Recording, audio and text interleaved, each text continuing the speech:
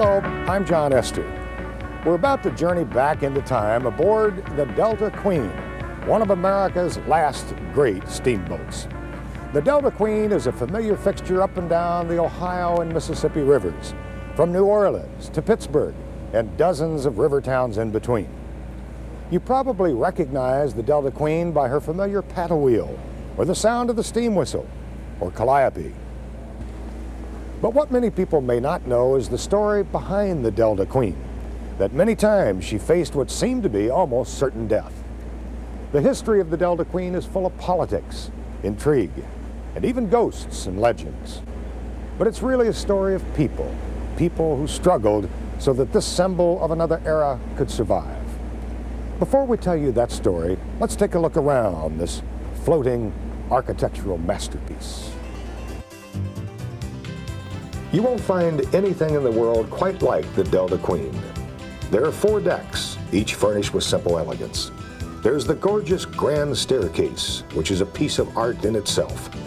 This magnificent woodwork is everywhere. Just take a look at these Tiffany stained glass windows. Passengers say traveling on the Delta Queen is like being a guest of honor in a fine old home. Especially at mealtime. If you're trying to lose weight, you might want a vacation elsewhere. The sleeping cabins come in all sizes. Some are a little tight, but each is classically decorated with a bit of days gone by. Singers and celebrities have left their mark while vacationing here. A vacation that many say is an intimate step back in time. The Delta Queen helped turn back the river calendar when paddle wheelers from up and down the Ohio and Mississippi rivers converged for Cincinnati's bicentennial Tall Stacks event. The 14 riverboats attracted lots of attention. Each, of course, has its own story. The Delta Queen's origins can actually be traced to Scotland. She was fabricated and even initially put together there. Then the parts were created to California for final assembly. Completed in 1926, the Delta Queen and a companion boat, the Delta King, operated on the Sacramento River between San Francisco and Sacramento for many years. The Great Depression brought hard times to the Delta Queen in the 30s. As America was poised to enter World War II, the Delta Queen was drafted by the U.S. Navy and designated YFB 56. The initial stood for Yard Ferry Boat. To understand how a forgotten steamboat painted battleship gray came into service on the Ohio River, you have to know something about the Green family of Cincinnati. The patriarch was Captain Gordon C. Green, who started his riverboat business back in 1890. Gordon's wife Mary, known by everyone as Ma Green, became America's first female river pilot, even before women had the right to vote. Their son, Tom, followed in his parents' footsteps. In fact, by the end of World War II, he was running the company. Looking for ways to make the business grow, Tom became interested in the Delta Queen and the Delta King when the government put them up at auction. His first choice was the King. My dad was very interested in the Delta King, and my mother as well. And that was the one that we were really interested in buying. We put a bid in on the Delta King, and we were not the successful bidder. So that sort of seemed to shoot the idea of getting a new steamboat. Tom Green decided not to give up. Yes, the Delta Queen was his second choice, but he bid on it anyway. Turned out his was the only bid. So for $46,000, the Green Line had a new riverboat. There was a slight problem: how to get the deluxe steamer from San Francisco to Cincinnati. The telephone rang, and here it was Tom Green. And Tom said, "I've got a boat on the hauler out here in California, and I want to bring her around." I said, "The Delta Queen?" He said, "Yes, sir, Delta Queen." And he said, "I want you to do it." Well, I said, "Why don't you do it? Your boat, not mine." I said, how are you going to get her across the Rocky Mountains?" He said, "Well, through the Panama Canal, of course." The Coast Guard didn't like the idea at all, and at first said no go. Later, a plan was devised to board her up and tow the Delta Queen like a barge.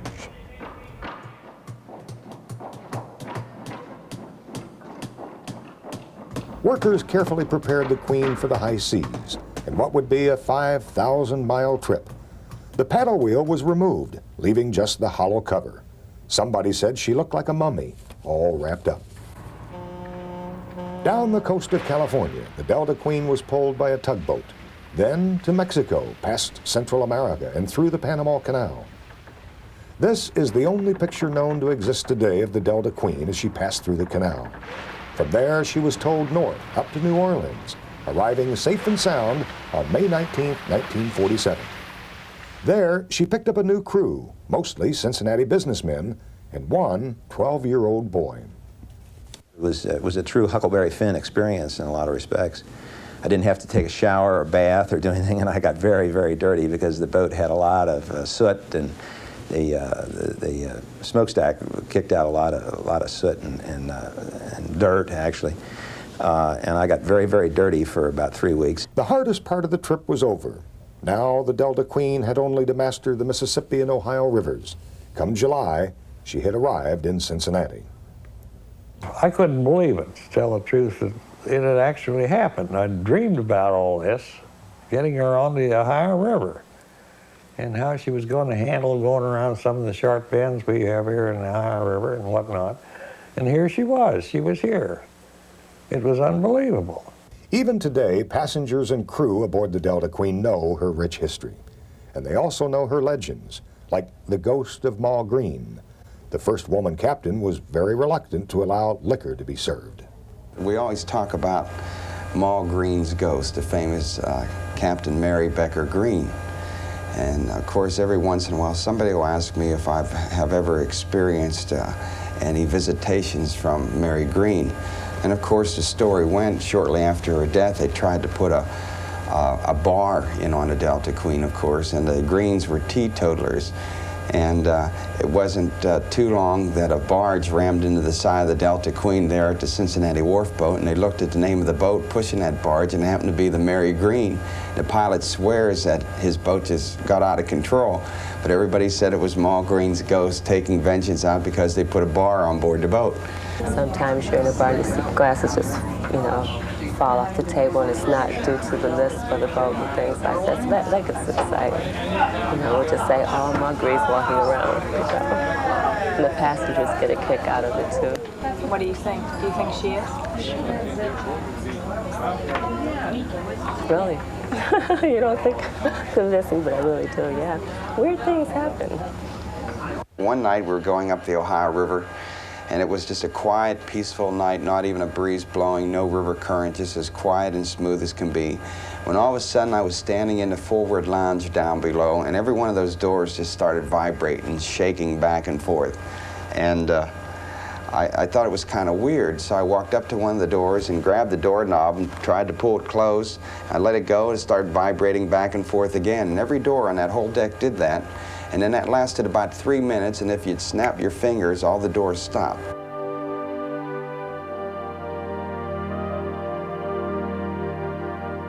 The Tall Stacks Riverboat Gathering wouldn't have been complete without at least one steamboat race. Appropriately, the Delta Queen took on an old adversary, the Belle of Louisville. And it looks like the Delta Queen has a clear lead. This time, the Delta Queen won. But this rivalry is a modern-day tradition. It all started back in 1963. Someone said, let's have a steamboat race to draw attention to the river and these beautiful old paddle wheelers.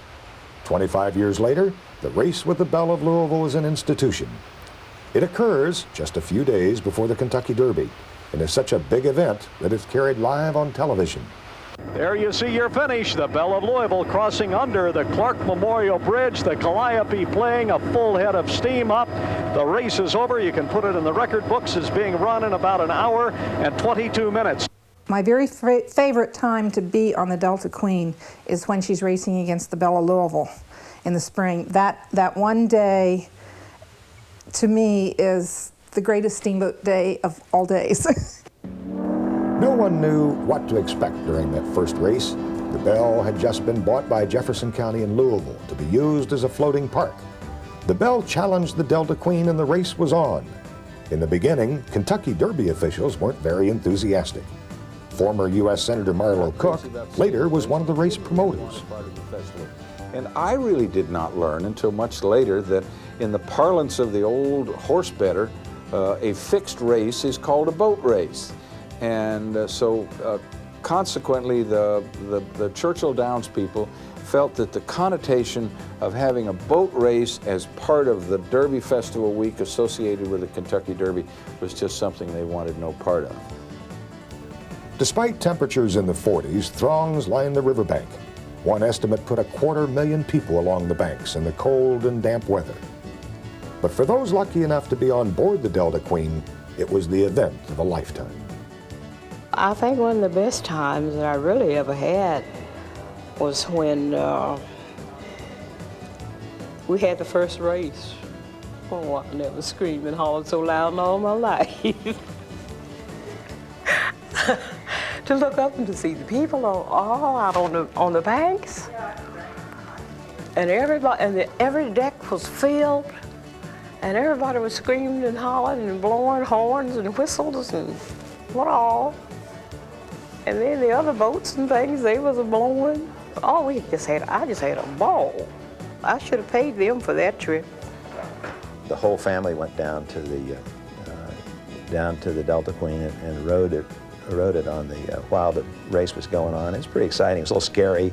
We had all kinds of problems making sure that the insurance would be in effect during this big steamboat race. I think the people who were writing the insurance in Lloyd's in London or wherever it was had ideas that the steamboat was going to blow up or something. And here they go, bow to bow, under the Jefferson Memorial Bridge. It was a race for bragging rights, and the Delta Queen won and won big. But that too was all in fun. Cheating was part of the legend. Oh, there are no rules. And you don't cheat in a steamboat race. There is no such thing as... I remember Ernie Wagner coming out on that walkway and commenting and, well, a few vituperative remarks, and old Paul Underwood, who used to be on the Delta Queen, by the way, let him know that anything we did was good enough to do to win. And whatever it took to win, you know, if we could have had a propeller on the back of the bell, I doubt they'd have done that. But you just don't cheat in a steamboat race. There's no such thing. From the Delta Queen's standpoint, this race meant a new beginning. A lot of credit went to a spunky young public relations woman named Betty Blake. She had a way of phrasing it, yes. So you have seen Athens, you've seen London, you've seen Paris, but have you seen Evansville, Indiana? Ah, that's America. Another expression of hers was, we are the only cruise vessel in the world that cruises into the heart of America. Everything else takes you away from America. These are wonderful lines. She was a great, as I say, an advertising lady, a PR lady. She had wonderful sense of taste. She would go on the boat and she would pick out the tablecloths and everything, in every detail. She liked that.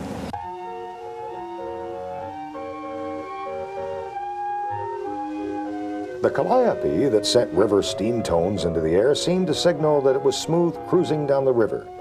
But just 5 years before the great steamboat race of 1963, the Delta Queen seemed doomed. Letha Green, the widow of Captain Tom Green, was out of money. She said she had no choice but to shut down the Delta Queen. That's when a Californian named Richard Simonton came to the rescue. He had a love for pipe organs and calliopes and steamboats. He loved them so much, he bought the company. I guess it was the summer of 1958. He took a trip on the Delta Queen, and he had his family and had sent in reservations for the next year, and then we had to send the money back, the deposit back to him, tell him we were out of business, essentially. And he said, no, wait a minute, and he wanted to get in on it. And it turned out to be a good deal for him. It turned out to be a very good deal for him financially, and it was a good deal for my family, too. It was a good deal for the Greens because Simonton not only rescued the Queen, he also allowed the Green family to continue to manage the steamboat.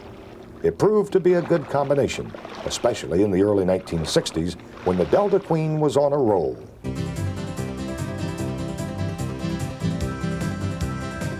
It wasn't just passengers enjoying the Queen. At nearly every stop, bands, politicians, and townsfolk would come down to the river for a grand welcome. Publicity helped a lot, like this old film used to help spread the word.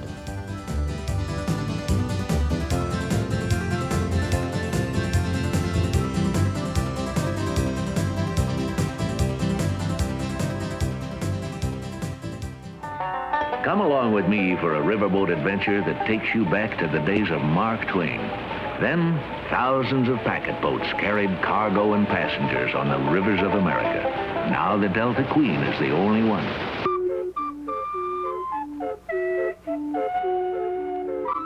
Everyone loves our steam calliope.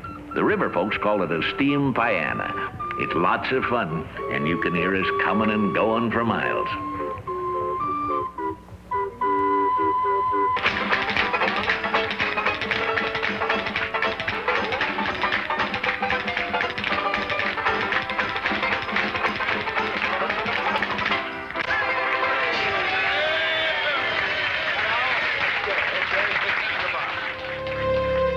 But it all took a drastic turn in 1965. A cruise ship, the Yarmouth Castle, caught fire far from the Ohio River. 95 died in a fire off the coast of Florida. Most were Americans. Congress decided to act and created the Safety at Sea law. For the Queen, it was a virtual death sentence. To condemn a vessel, a river vessel like the Delta Queen, merely because she has a wooden superstructure is kind of a crazy thing to do. Marlowe Cook, who helped start the great steamboat race, by now was representing Kentucky in the U.S. Senate. The Coast Guard was totally unsympathetic, as the Coast Guard always has been on those kind of issues. They did not perceive that there was one bit of difference taking a vessel across the Atlantic Ocean and taking a vessel from Cincinnati to Louisville. To them, it made no difference and there was no distinction. And obviously, there is a tremendous amount of distinction. The Green Line steamers learned of the new law by accident. Quickly, a meeting was arranged in Washington. By that time, I had been practicing law for about 6 years, and one afternoon in my office, I got a call from a gentleman who identified himself as being an administrative assistant for the Commerce Committee of the Senate. And he said, in a day or two or three, I forget how many days it was, we are going to be considering legislation which would have a profound effect on the continued existence of the Delta Queen. And I said, what's this all about? Here's what it was all about. The Safety at Sea law said in simple terms that wooden cruise boats couldn't carry more than 50 overnight passengers. The Delta Queen carried more than 3 times that many. Bill Mustard, who would later become the Delta Queen president, stayed up all night writing testimony. It was read by this flamboyant gentleman, Professor E.J. Quinby, who appeared in his traditional top hat. When he got up in front of the United States Senate and introduced himself, one of the senators said, "Excuse me, Professor, what does professor mean? What are you a professor of?" And E.J. Quinby said, "Well, you know, I used to play piano and I play pipe organ, and on the river I play the calliope. And back in the days of the bawdy houses, I played piano and they called me a professor. So I've never given up that title. I'm still a professor." Lawmakers were amused, and the Delta Queen won a 2-year extension. But the humor in Washington didn't last.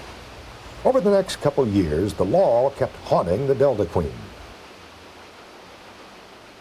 Among the problems was an insurance crisis. The Delta Queen received a notice of cancellation. Now, the steamboat's problems had become international. With nowhere else to turn, a young Cincinnati insurance broker took his best sales pitch to Lloyd's of London. The offices are mahogany, and all of the underwriters are, at least in my eye at that time, were older gentlemen with pinstripe suits and stuffed shirts, and would lean back in their chairs with some sense of a little bit of arrogance with their authority and power. But one thing I found as I went through the wonderful story of the Delta Queen and packet boating and Mark Twain, that these old stuffed shirts melted. Just days before the Delta Queen was to be dry docked, word came from London. But within 24 hours of the deadline, the telex in my office started running. I went to it, and there it said, yes, we have the Tower of London, but you have the great Mark Twain buying today $4 million on the Delta Queen. But the Queen's problems were far from over. One way around Congress was to build a replacement boat that complied with the law. But the price tag was proving to be astronomical and time was running out. In the meantime, the Delta Queen's safety record became part of Betty Blake's public relations campaign to convince Congress not to shut her down. Mark Twain once wrote that reports of his death were greatly exaggerated. The same can now be said about the Delta Queen. In 1970, there were eulogies and farewells all up and down the Mississippi and Ohio rivers.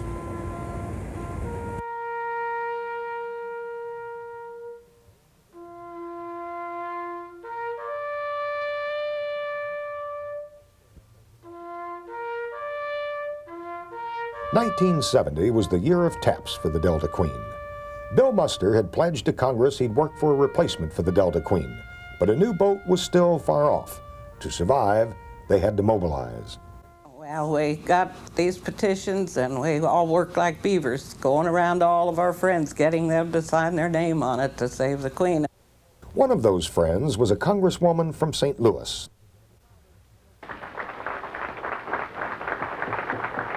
Late Lenora Sullivan. I think if you people would write to your own members of Congress, tell them something about the River Queen, the Delta Queen, and what they can do to help save her, I think you'd be doing a favor for the old tradition of river boats on the river. We know it's an old boat. We know it's got a lot of failings. You know, it is, you know, it's ironwood deck and all this sort of thing. But we'd like to see it continue. And we'd like to see it continue until such time as people don't want it anymore. One of those who didn't want it around was a congressman from Baltimore, Edward Garmatz, chairman of the House Merchant Marine and Fisheries Committee. Back in those days, if you were the chairman of a committee, you had really almost absolute control over the course of legislation that was under your jurisdiction. And when Eddie Garmatz was against the saving the Delta Queen, normally that would have been tantamount to the death of the Delta Queen. As the year wore on, it became clear the death of the Delta Queen was exactly what Garmatz had in mind. He would not schedule hearings. He blocked every attempt at getting a new extension. But the Queen's battle in Congress was beginning to attract attention. One Washington lawyer heard about the Queen's plight while on board the annual Kentucky Derby cruise. So, there was a reception on the boat as it was heading to Louisville, and there was some discussion as to the problem the Delta Queen was having, and it may not be available next year. And I happened to be counsel to the House Judiciary Committee at that time, and so folks would look at me and say, well, what's going on and what's the problem? And of course, I hadn't a clue as what the problem was, and had nothing to do with the House Judiciary Committee. So do your share, and maybe we can save this Queen to be a little older. Thank you. The petition drive and public relations campaign were working. Save the Queen was a popular cry. Johnny Cash devoted a portion of his weekly TV show to the campaign, and a rock group named Carp got in on the act. And the song started out, Mr. Muster called it treason, and he had a damn good reason, because he was going to fight to save the Delta Queen. And there they were with big smiles on their faces, and they said, gee, we sure hope you like it, Mr. Muster. There was publicity galore, but it didn't seem to help. Congress was not giving in. October arrived and time had run out. The Delta Queen began her last cruise ever from Cincinnati.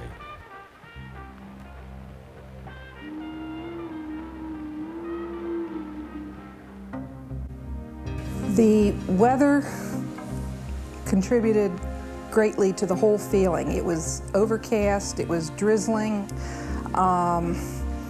dark out, in fact, all the way down the Ohio River. It was really not pleasant to be out on the deck. It was like the whole river system was crying for this boat not being able to come back. All along the way, we had a whole roll of butcher paper that we was getting petitions signed on, and I bet we got that whole roll of butcher paper signed with signatures on that trip. But on all the locks, on the upper Mississippi and all the way down to small town, people would turn out about 1,000 with banners and signs, Save the Queen signs and everything. Reporters and photographers were invited when those petitions were presented in Washington. And we called the congressman and asked them to all come out on the steps of the Capitol. And they did, and they came out and they posed with us. And Betty Blake had this big basket and wheelbarrow full of petitions. They posed with us, and we had a wonderful time talking about how great it is to be able to save the Delta Queen and how much public opinion had been aroused. But the Delta Queen needed more than petitions. It needed a way to move Congress. Tom Mooney had a novel idea. Why not work around Congressman Garmatz and bring up the bill in a committee where he had no control? When Garmatz learned of the plan, he was furious. He had drafted this letter vehemently opposing the enactment of this bill, saying that we would be responsible, the members that voted for this bill would be responsible for the deaths that are going to occur in this matchbox. And then he put a big skull and crossbones in black on the letter, stamped it up at the top of the letter to get their attention. I mean, that was pretty unusual. And, but I do, and I think maybe it hurt him in the end, because it was a little bit out of line. Mooney enlisted the help of Congressman Tom Railsback of Moline, Illinois. Chairman Garmatz, as I recall, went to the speaker, I think it was John McCormick then, and they did not want McCormick to recognize this second-term congressman from Moline, Illinois. And frankly, again, back in those days, if you didn't have much seniority, it was unusual to be recognized over the objections of a powerful chairman. I was recognized, and that began an exchange of statements by the Democrats and the Republicans that were very supportive of the effort to save the Delta Queen. The final vote was 295 to 73. A horde of reporters followed Betty Blake to the telephone. As soon as the bill passed, Betty Blake ran to the phone with reporters following her, crying, and she wanted to be the first to call Bill Mustard in Cincinnati and tell him that the Delta Queen had been saved. While Betty Blake's reputation as a fighter was made during those days, in 1982 she lost another battle, this one to cancer.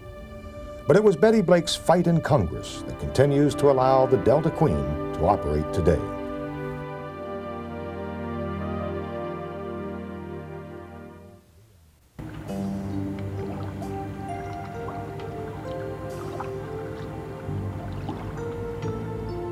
The slow pace and the easy manner of the Delta Queen usually make her appear to be behind the times. But in some ways, the Queen has been ahead of the times. In fact, for a peaceful relic of another era, the Delta Queen was a trailblazer in, of all things, equal rights. One of the biggest problems we had was that in those days, the rivers were not yet integrated. The Delta Queen was a segregated boat. That meant that the blacks worked as cooks, as waiters, and as laundry people, but they were not officers. They were not permitted to wear gold. Gold, in this sense, stands for gold stripes on uniforms, which distinguish officers from regular staff. Franklin Miles was the first black to wear gold on the Delta Queen, breaking the color line. And Captain Wagner told him that, I was an officer on board and would be treated like any other officer. And if anybody had any problem with that, hit the gangplank. And the Delta Queen was focused on women's rights long before that movement was a major social concern. There was Moll Green, a true pioneer, and Betty Blake, famous for the Save the Queen campaign, who later became company president, and also Letha Green. And there she was. She was an in-law. She wasn't that, but she listened to the rest of the Green family, and she became leader of a company and ran it, and all the employees and all the captains and everything else. She learned right from scratch. She was a school teacher. She was an intelligent woman. Over the years, intriguing people with forceful personalities always seem to have been drawn to the Delta Queen. My thoughts on Tom Green after he died, I realized what realized what a person Tom had been. Tom liked the tourist business better than anything he'd ever done on the river. And he was a better hand at it than anybody I ever saw or heard of. He liked the kitchen, and he liked the pantry, and he liked the passengers. And of course, these are the main ingredients that go into this business. Captain Mary showed me how to do a lot of things, and it was just great because I was willing to learn. And then she would sit down and talk to us like a mother. She was a good person to work for. And then she's always wanted to know, did you make any money? I hope you made some money. Captain Ernest Wagner, who was master of the Delta Queen from 1962 until the late 70s, was what I would say one of the last great roof captains. And he played the part 100%. Here was a man about 6'4", 250 pounds, and indeed he was quite a character. He was built like a big bear and had a booming voice, and I served under this man. And I can remember constantly being yelled at left and right. But it took me a few years to figure out, I guess, that he thought of me as somebody special. And he wanted me to be a little bit better than the average guy. So I figured that was all the process of coming up through the ranks. I think the credit for keeping the Delta Queen on the river and the vision of building other steamboats to go on the river basically was Bill's. I don't think those things would have happened had we not been able to get that exemption. But for all the diversity of backgrounds of people who worked on and around the Delta Queen, a certain family atmosphere always prevailed. And it wasn't all pioneering river women or saving steamboats. Sometimes it was just fun. By using this Tasmanian Garachi phone, an imported instrument, I'm going to project a star-studded extravaganza of theatrical splendor into the murky depths of infinite blackness that is the true phantasmagoria of the void, of the limbo of the subconscious of the mind, by adding a bit of salubrious astonishment, some colossal buffoonery, some saturnalia and licentious prolixity, and I will prove, beyond the shadow of a doubt, that although mirth and glee may dominate serenity, procrastination of prestidigitation will always delete legerdemain from the format. Are we ready? Ready.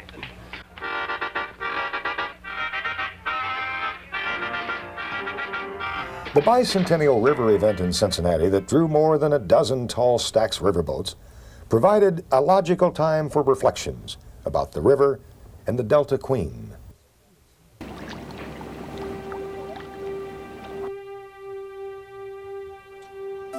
Captain Fred Way, the man hired to get the Delta Queen to Cincinnati from California, knows the past as well as anyone. Still active in his late 80s, he may be the best river promoter. Just before Way left California, he had a surprise elderly visitor one day. It was this man, Jim Burns, the man who built the Delta Queen and Delta King. Well, I said, here's wishing you well. And I said, how long do you think we can operate her over there? He said that boat is going to last Captain Tom Green his lifetime and people after him. And how true that turned out to be. As Burns predicted, there has been a succession of owners, but each owner, just like each passenger, worker, and friend, has a different idea about the Delta Queen's past and her future. It's going to last a long, long time. As long as they maintain it, there's no reason on earth that boat shouldn't continue to run into the next century. And I hope she does. And I hope I'm riding her. I think it's a lot of people still love the river. There's a lot of people that still love the river. And I think once you go to the river and see how peaceful it is, or even if it's on a rampage, there's something mysterious about it that you love. It's just a beautiful thing, and I can't explain it. I wish I could.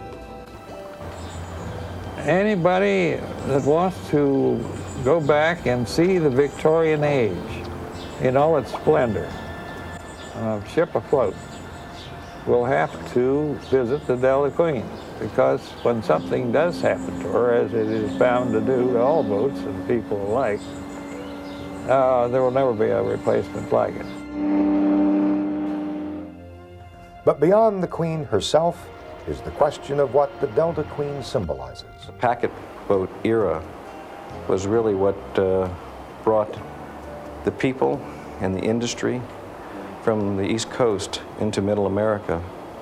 And those packet boats stopped in Cincinnati, Louisville, St. Louis, Memphis, and deposited the immigrants that now make up, their heirs now make up the great cities of Middle America.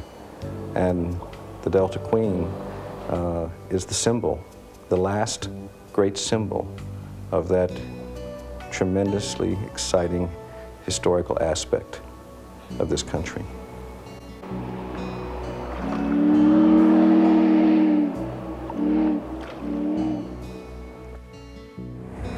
A keen sense of history will always stand as an important part of the legacy of the Delta Queen. But her symbolism extends to modern times as well. Had the Delta Queen not survived the Congressional fight, for example, there would be no Mississippi Queen. And many believe the Delta Queen's victories are part of an overall river resurgence. The result has been a new appreciation of this nation's river heritage. Riverfronts are the source of activity, energy, and civic pride again. And while there's no turning back the clock to steamboating's heyday, one can't help but think there are tales that would even surprise Mark Twain himself, like the great story of the Delta Queen.